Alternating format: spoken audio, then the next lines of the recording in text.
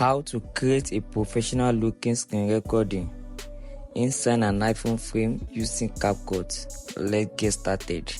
Open CapCut, tap on new project, select the video or image you would like to use as your background and add it to your timeline.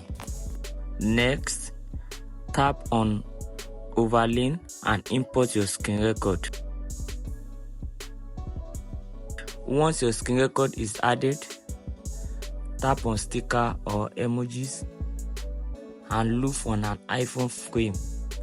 Adjust the size of the frame so it fits perfectly around the screen record.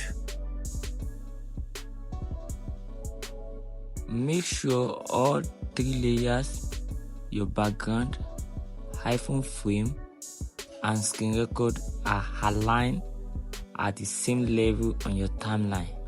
Double check everything to ensure the placement and size are perfect. When you are happy with the result, tap on export to save your video. That is it. You have successfully placed a screen record inside an iPhone frame using CapCut. Don't forget to like and follow for more quick and easy tutorials.